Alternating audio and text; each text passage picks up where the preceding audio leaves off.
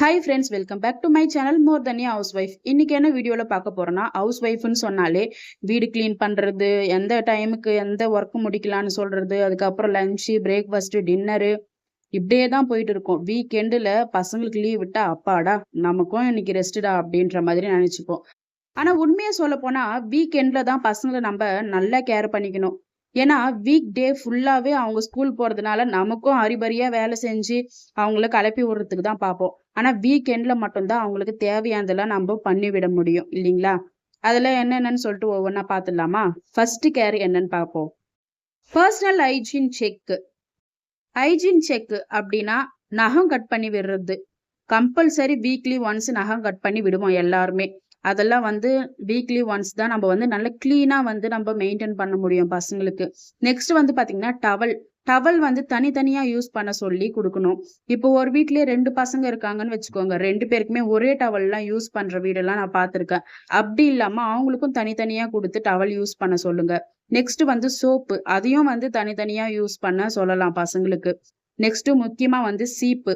ஒரு தலையில போட்ட சீப்பு இன்னொரு தலையில கம்பல்சரி வந்து போடவே கூடாது.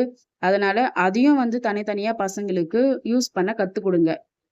நெக்ஸ்ட் கேர் என்னன்னு பார்ப்போமா? Year and body cleaning. இருக்கிற பிஸில நம்ம வந்து காதெல்லாம் பார்ப்போமா? அத பத்திலாம் நெனச்சு பார்ப்போமா பசங்களுக்கு? அப்படியெல்லாம் இல்லாம, வீக்கெண்ட்ல காதெல்லாம் கிளீன் பண்ணி விடுங்க நல்லா. அதுக்கப்புறம் பாடி கிளீனிங் பண்ணுங்க. பாடி கிளீனிங் மீன்ஸ் குளிப்பாட்டுறது மட்டும் இல்ல. பசங்க வந்து ஷர்ட் போட்டுன்னு போறதுனால, காலர் வந்து நெக்ல பட்டு சில பசங்களுக்குலாம் நெக் வந்து பிளாக்கா இருக்கும். அதனால நெக் பேக் ஏதாவது பார்த்து போட்டு விடுங்க. அதுக்கப்புறம் வந்து ஸ்க்ரப் யூஸ் பண்ண போறீங்கன்னு சொன்னா குளிக்கும் பொழுது, நல்ல சாஃப்ட்டான ஸ்க்ரப்பா வந்து சூஸ் பண்ணுங்க. நெக்ஸ்ட் கேர் என்னன்னு பார்த்தீங்கன்னா, ஏர் கேர். இது வந்து ரொம்ப இம்பார்ட்டன்ட் தான் சொல்லுவேன். ஏன்னா, அடிக்கிற சம்மருக்கு வந்து உச்சி மண்டலம் சூடேறிடும். அதுவும் இல்லாம வந்து வேர்வை தண்ணி விட்டு விட்டு தலை ரொம்ப ஸ்மெல் வரும். அதனால வீக்லி ஒன்ஸ் வந்து நல்லா ஆயில் வச்சு மசாஜ் பண்ணிட்டு, சூப்பரா வந்து தலை குளிப்பாட்டி விடுங்க. நல்லா ஃப்ரெஷ்ஷா சூப்பரா வந்து தலை குளிப்பாட்டி விட்டுருங்க. இது இன்னொரு முக்கியமான விஷயம் வந்து, பொட்ட பசங்க இருக்கிற வீட்லலாம் வந்து, ஆ பேன் இருக்கும் தலையில. அதெல்லாம் வந்து கண்டிப்பா வீக்லி ஒன்ஸ் நீங்க கிளீன் பண்ணியே ஆகணும். இல்லன்னா அது வந்து மொட்டை அடிக்கிற நிலைமைக்கு கூட எடுத்துட்டு போய் விடும். ஏன்னா பசங்களுக்கு சொல்ல தெரியாது. அப்படியே கீறிட்டு அமைதியா இருந்துருவாங்க. என் பொண்ணெல்லாம் அப்படிதான் இருந்திருக்கிறா. ஆனா வாரத்துக்கு ஒரு வாட்டி அவ முடியல, முடியாதுன்னு சொன்னாலும் அவ கையில ஃபோனாவது குடுத்துட்டு உட்காந்து நான் கிளீன் பண்ணுவேன். அதனால ஏன்னா ஸ்கூல் போறதுனால பசங்க கிட்ட இருந்து வரதுக்கு நெறைய சான்ஸ் இருக்கு. நீங்க வாரத்துக்கு ஒரு வாட்டி கிளீன் பண்ணா கூட எப்படியாவது 2டே நாள்ல ஏத்திட்டு வந்துருவாங்க பேனெல்லாம்.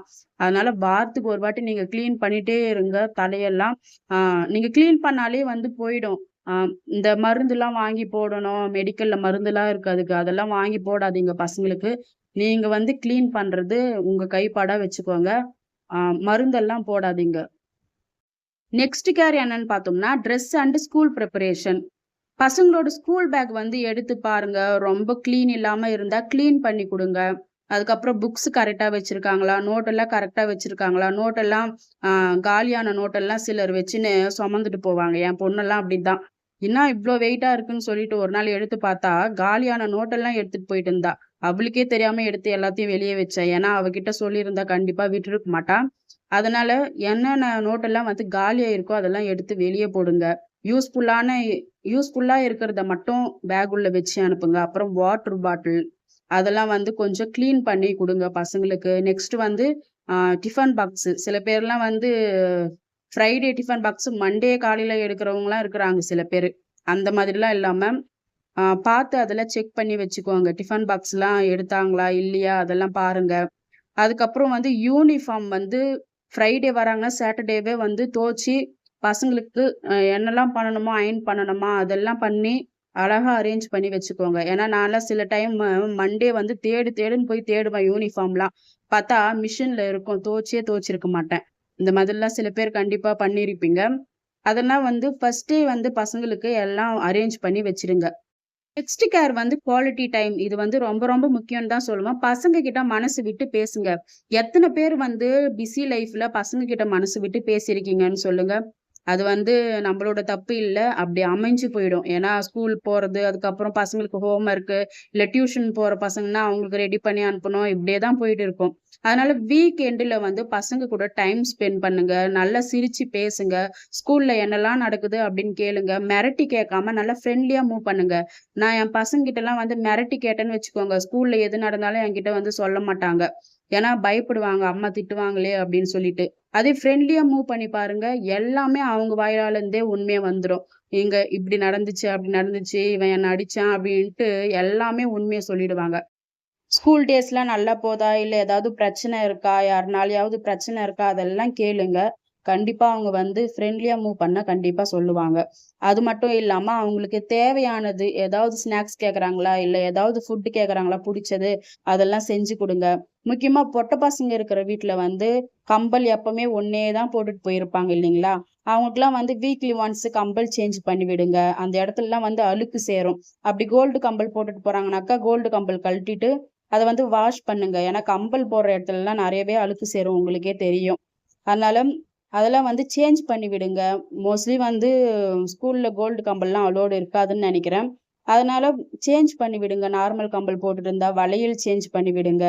பொட்ட பசங்களுக்கு இதெல்லாம் வந்து அவங்களுக்கு ரொம்ப புடிக்கும். முக்கியமா நல்லா குளிப்பாட்டிட்டு நல்ல ஒரு ட்ரெஸ்ஸா போட்டு விடுங்க. ஏன்னா, ஆ வீக் டே ஃபுல்லாவே வந்து யூனிஃபார்ம்லயே ஓடிடும். வீக் எண்ட்ல வந்து நல்லா குளிப்பாட்டிட்டு, நல்ல சூப்பரான ஒரு ட்ரெஸ்ஸா போட்டு விடுங்க. நல்லா ஃப்ரெஷ்ஷா வச்சுக்கோங்க. வீக்கெண்ட் வந்துச்சுப்பா, அவ்வளோதான் பசங்களுக்கு எப்படின்னா போட்டோம் அப்படின்னு இல்லாம, இதெல்லாம் நீங்க செஞ்சு பாருங்க. பசங்க நல்ல ஆக்டிவாவே இருப்பாங்க. அவங்களுக்கும் நல்ல மைண்ட் ஃப்ரீயா கொஞ்சம் ரிலாக்ஸா இருப்பாங்க. இதெல்லாம் நம்மளோட கடமைங்க செய்யறது. தினமும் பாத்துக்கிறது பெருசு இல்ல. வீக்கெண்ட்ல நம்ம வந்து பசங்கள வீட்ல எப்படி வச்சுக்கிறோம் சந்தோஷமா, அதுதாங்க இம்பார்ட்டன்ட். கண்டிப்பா இந்த வீடியோ உங்களுக்கு ரொம்ப யூஸ்ஃபுல்லா இருந்திருக்கும்னு நெனைக்கிறேன். புடிச்சிருக்கும்னு நெனைக்கிறேன். அப்படி என்னோட வீடியோ புடிச்சிருந்தா லைக் அண்ட் கமெண்ட் பண்ணி, ஷேர் பண்ணி, சப்ஸ்கிரைப் பண்ணுங்க. இன்னும் என்னென்னலாம் வந்து வீடியோஸ் போடலாம் அப்படின்னு உங்களுக்கு ஏதாவது தோணுச்சுன்னா எனக்கு கமெண்ட்ல சொல்லுங்க. கண்டிப்பா போடுறேன். நெக்ஸ்ட் வீடியோல பார்க்கலாம். பாய்.